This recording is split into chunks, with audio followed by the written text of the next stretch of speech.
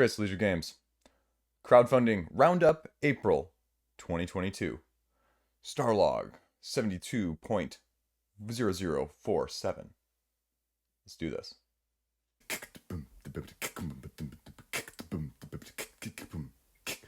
So, what did you back in April? What are you currently backing? Because April, out of nowhere, not really out of nowhere, I told you it was coming, but April really hit harder than I expected, even though I knew things were going to be launching and I knew things were coming.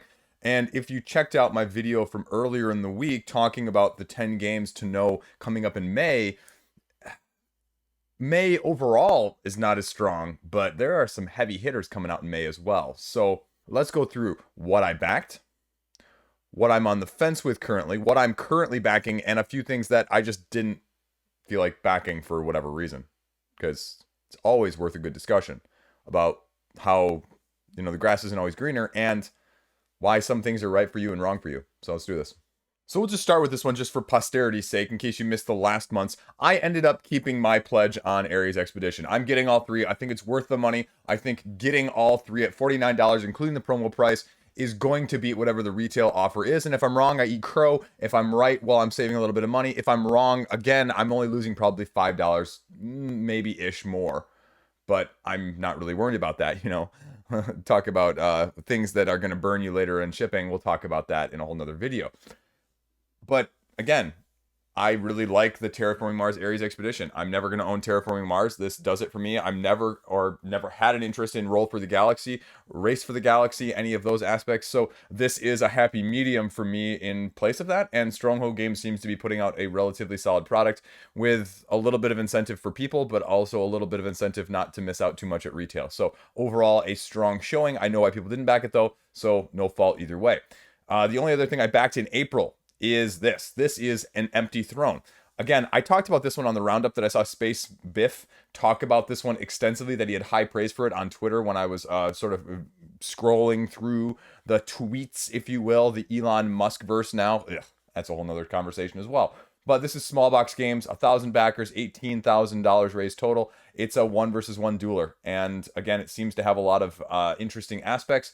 It seems to be in line with games similar to this, like Omen, and it just seems like a good time.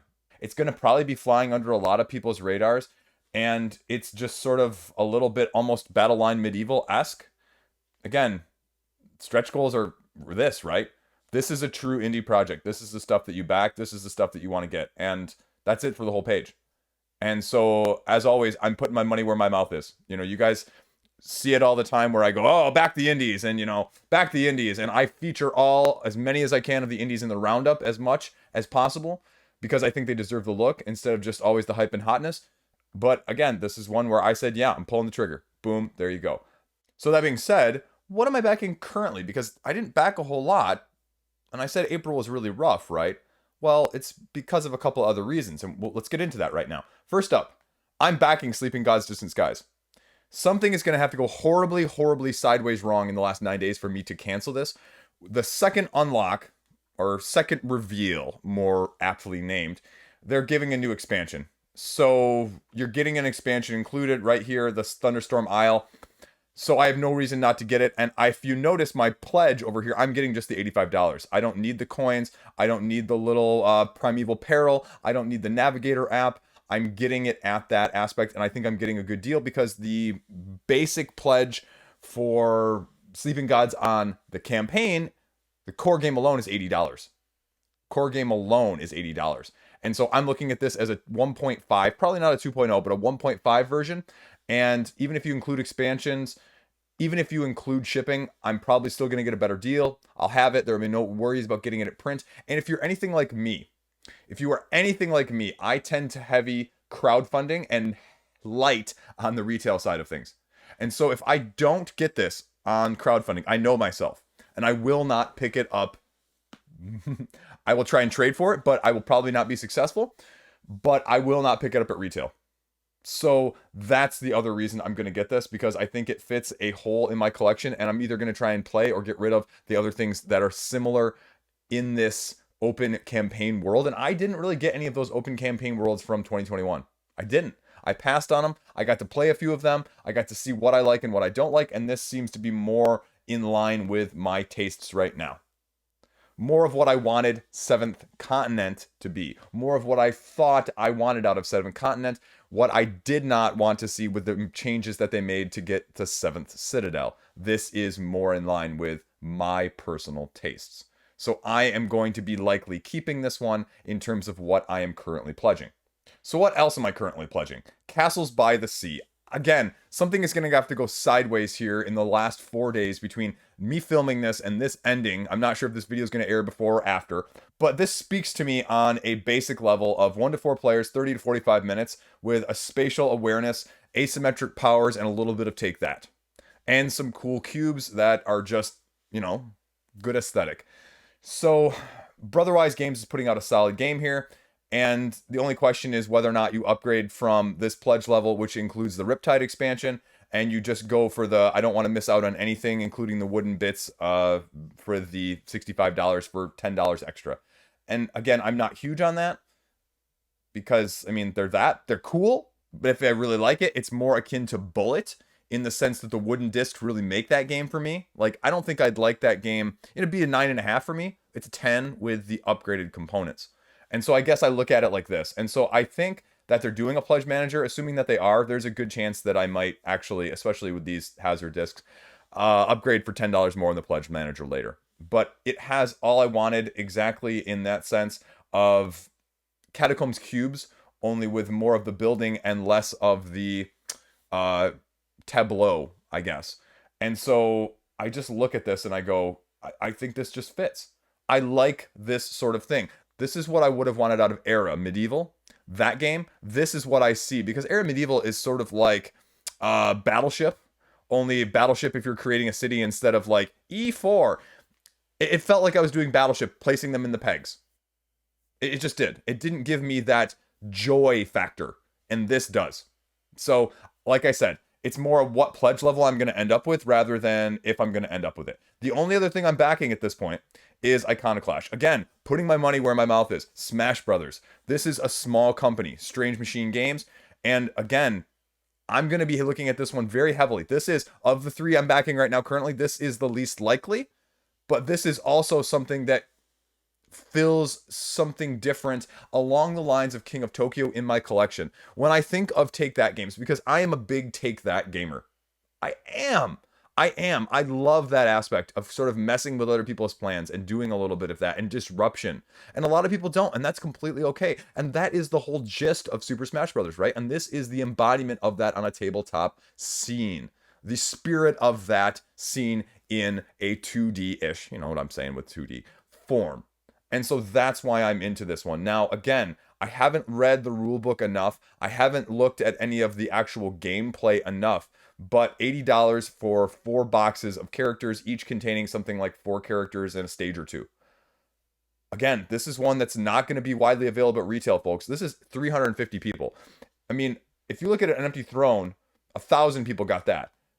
If this turns out to be halfway decent, it's not going to be available in the secondary market at all. I mean, Strange Machine Games, I think, has their own web shop. They did Valiant Wars, and so there's definitely that. And so, and which I'm way overdue on putting my review out. I've literally got it sitting here under the microphone, but it looks good. New expansion at 38,000, 50,000. We're not going to hit either of those, but that's okay. That's okay. Whatever. It is what it is. But I think you're going to have to go at the higher pledge level because I just don't think you're going to be able to get some of this smaller stuff at a retail anytime soon. It reminds me more of the CMON non-exclusive expansions, right? With something like Rise of Moloch, where they just never came available. And that's how I look at this, except for maybe if Strange Machine Games is able to print off a few extra prints of this game on demand. So that's what I view this as. That's how I view it, especially with the character-driven scenarios with items and hitting each other and bouncing all over the map. There you go. That's Iconoclash. So what are my maybes at this point? Oh, sorry. I completely forgot about this. I'm backing for Uprising Titans of the First Age. Now, again, I have a great relationship with them, and I didn't even ask. Like, I feel... Side note, like, I know a lot of other channels all the time ask for review copies, and believe me, I ask for review copies from people all the time. At the same time, I always feel super strange about it, because it's just an awkward position. Like, should I be backing this? Am I on the list of people that they're going to be sending one to anyway? Do I support it with my own money to show? It's just this weird dynamic. It's this strangely weird dynamic that I am always mixed up over about. Because a few companies have been like, yeah, don't worry about it. We got you. And a few companies are like, we like you, but we don't like you that much. And so I just never know where I fall. And it's always a weird question like, hey, by the way, it's sort of like grade school, right? Grade school dating. Hey, by the way, do you like me? Yeah, I like you. No, no, I mean, do you like me? Like me? And so that's kind of where I'm at with that. And I haven't had the guts, fortitude, gumption, whatever term you want to use there, to ask them if I'm on that. So that's got 8 days left. And you can see right down here, right here, I'm backer 2,846. So again, it addresses all the criticisms that I had in the base game, the reprinting, in terms of the asymmetric factions, the being able to use the druids much more, mitigation of the dice, and it doesn't add with any of those things in terms of game length or complexity. It just addresses them as a whole. And you can get deluxe if you want. You can get miniatures of the little squiggly tentacle things. I forget what they're called. But again, that's it is what it is. I mean, it's probably the hardest game I've ever played. I'll put that out there.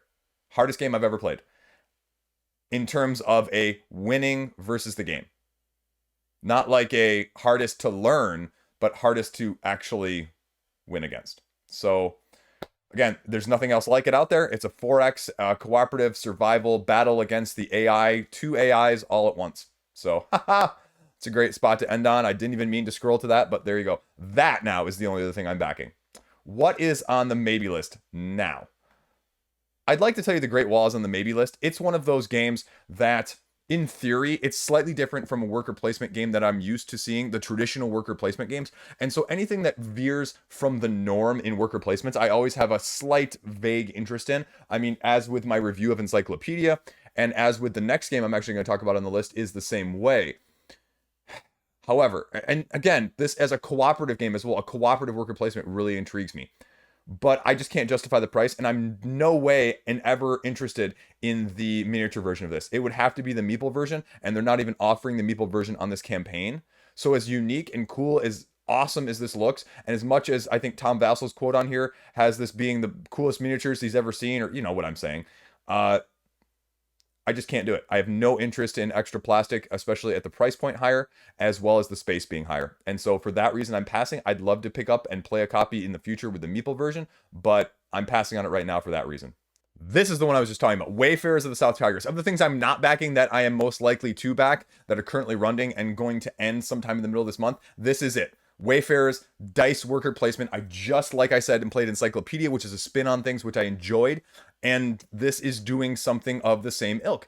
Now, you can make the argument, as always gets made on Reddit, and Reddit seems to be trashing, occasionally, all the time now, Kickstarter games for not being worth it. And I understand it. A lot of them aren't. But at the same time, a lot of these are just like, I'm just going to pick it up at retail. I'm just going to pick up it at retail. I'm just going to pick up at retail. Well, if you all do that all the time, none of these are going to get made. And that's okay if you don't want to see that. At the same time, the reason you back this stuff is because a lot more of this stuff is known than half the games on my retail wish list right now as well. You can see gameplay, you can see rulebook, you can see people's thoughts and opinions, you can see how it's actually played. When was the last time you had a retail game, a month prior to being released, have all of those informations all in one? Well, never. So that's why this is really intriguing to me. Again, they're offering, I think, like a mini expansion with it. I forget. Promos. What is it? Free promo pack. $45 US. It's shipping's going to send it over what it would be at retail. Again, is the promo pack worth it for you? I don't know. I have to watch the how to play, and I need to read the rulebook with this.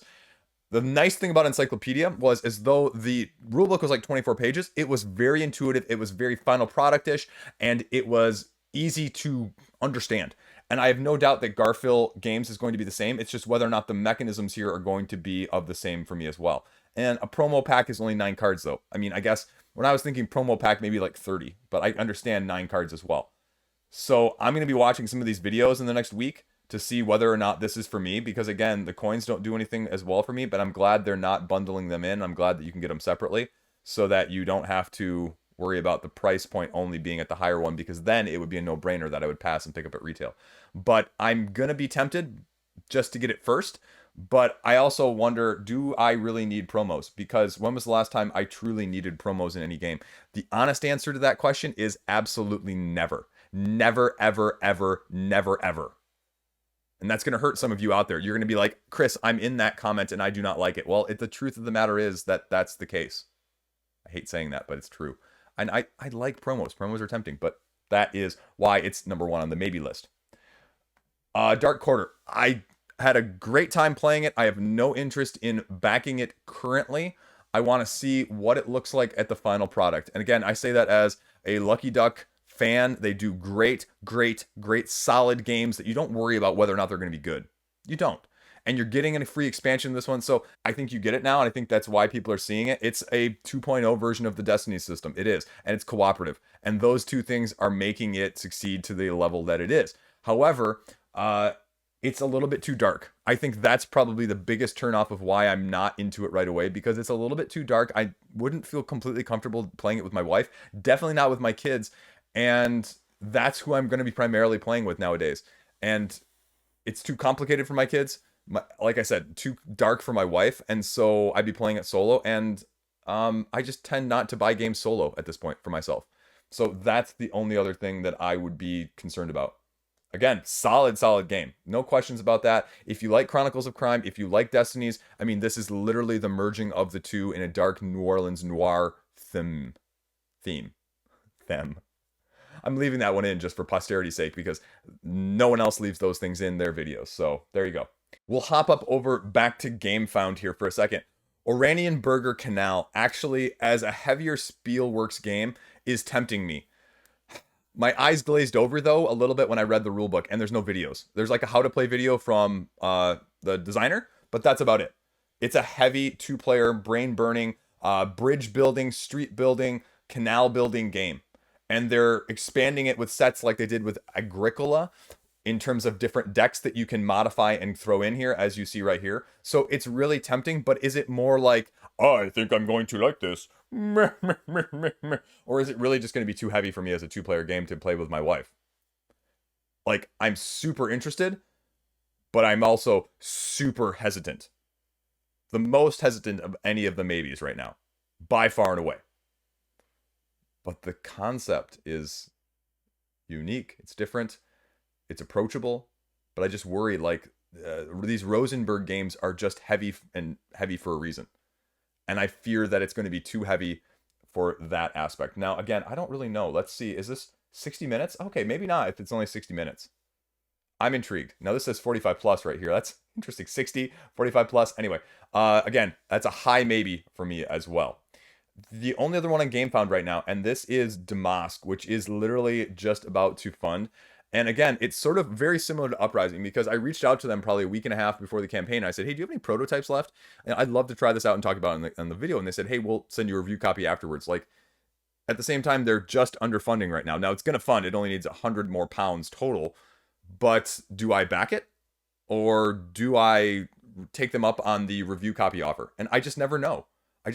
Radical 8 Games. This looks like a great concept. It's a little bit more abstracty where you're pulling these tiles and then matching them to your patterns that you have on the cards in front of you, trying to complete them as a master weaver. I mean, I read the rule book. It's a solid rule book.